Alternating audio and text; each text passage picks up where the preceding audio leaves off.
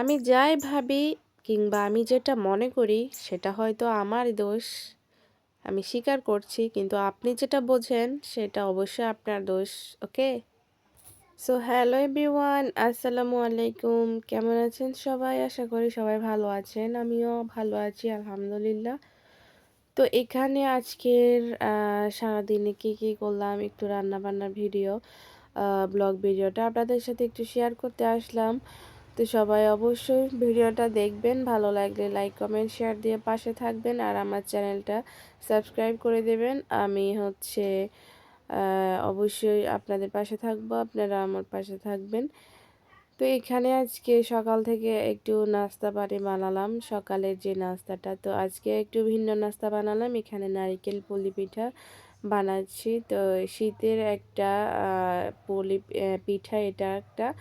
তো এইভাবে নারিকেল পুলি পিঠাগুলো আমি একটু ছোট সাইজের বানাচ্ছি। আমাদের গ্রামগঞ্জে আগে সবাই বানাতো, যে দেখতাম অনেক বড় বড় নারিকেল পুলি পিঠা বানাতো, অনেক ডিজাইনের।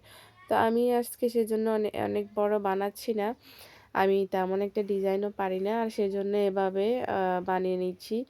তো এভাবেও কিন্তু একই রকম খেতে টেস্ট, শুধু একটু ছোট টাইপের আর কি। তো এই নারিকেল পুলি পিঠাগুলা আরও একভাবে বানানো যায়। আমি এভাবে তেলে ছেঁকে নিয়েছি খাওয়ার জন্য, আর এভাবে তেলে না ছেঁকে নিলে ও তারপরে দুধের মধ্যে ডুবিয়ে এটাকে রান্না করলে ওইভাবেও খাওয়া যায়। তো আমি আর সেভাবে করছি না, আমার থেকে সেভাবে একটু ঝামেলা মনে হয়, আর মনে হচ্ছে যে ওইভাবে রান্না করলে বেশি খাওয়া যাবে না, অতটা ভালো লাগবে না। তো সেজন্য এভাবে ছেঁকে নিলাম তেলের মধ্যে। আর এখানে দুপুরবেলা রান্নাবান্না করলাম। দুপুরে এটা হচ্ছে আমার গতকালকের ভিডিও, মানে আজকে তো বছরের প্রথম দিন, তাই এটা আজকের ভিডিও না। তো এখানে আমি বেগুন শুটকি রান্না করছি আজকে দুপুরবেলার জন্য। কিছু রান্না করিনি, আর গতকালকের তরকারি ছিল। তো এখানে শুটকি দিয়ে বেগুন রান্না করছি। দেখেন কত লোভনীয় লাগছে, অনেক মজা হয়েছে। কিন্তু শুটকি বেগুন যারা খান তারা অবশ্যই জানেন এটা কত ভালো খেতে হয়। তো এখানেই তো কষানো হয়ে গেছে। এখানে আমি আলু দিয়েছি, তারপরে হচ্ছে শুটকি দিয়েছি, আর হচ্ছে মাছ দিয়েছি 2 থেকে 3 পিসের মতো। তো এগুলো ভালো করে আমি কষিয়ে নিলাম। কষিয়ে এখন লাস্ট স্টেপে পানি দিয়ে বেগুন দিয়ে দেব।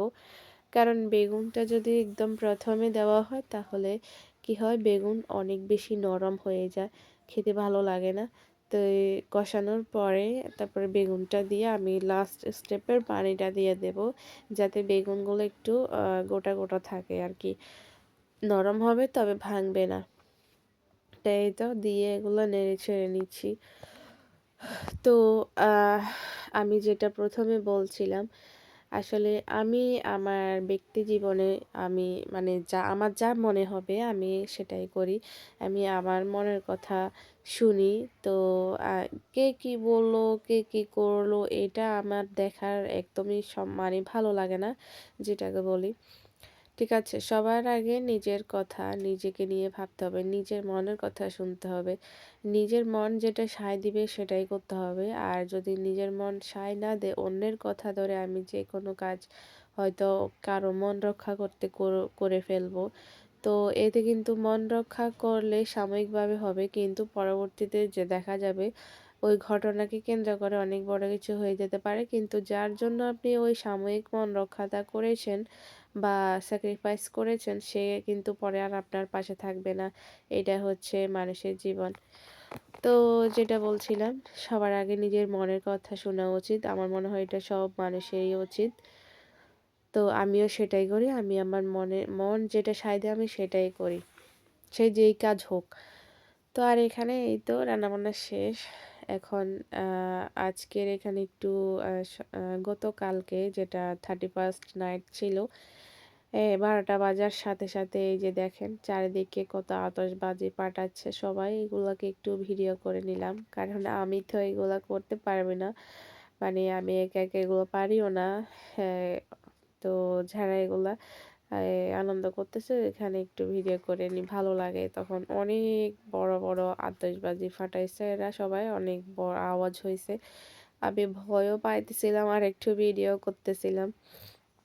তো অনেক সুন্দর লাগছে আসলে। কার কিরকম কাটলো 31st নাইট এটা।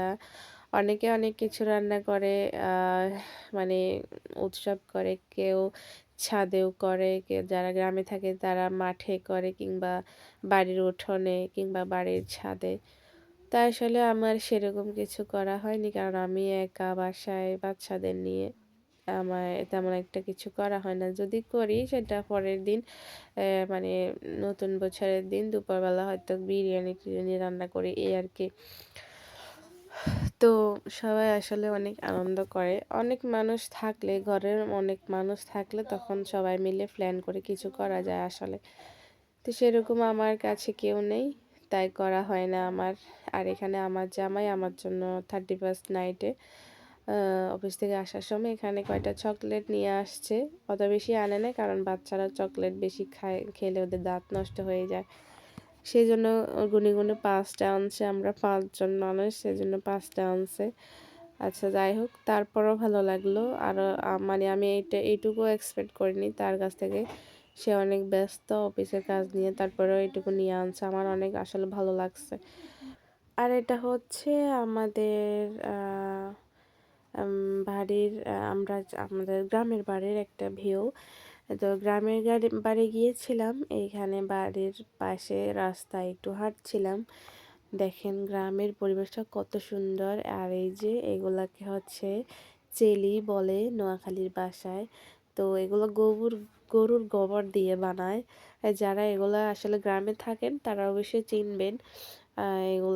এগুলা জ্বালানি হিসেবে ব্যবহার করা হয়। তো কেমন লাগলো আমার আজকের ভিডিওটা অবশ্যই জানাবেন। ভালো লাগলে অবশ্যই লাইক, কমেন্ট, শেয়ার করে পাশে থাকবেন। আর আমার চ্যানেলটা সাবস্ক্রাইব করে দিবেন। সবাই ভালো থাকবেন, সুস্থ থাকবেন। আল্লাহ হাফেজ সবাইকে। আসসালামু আলাইকুম।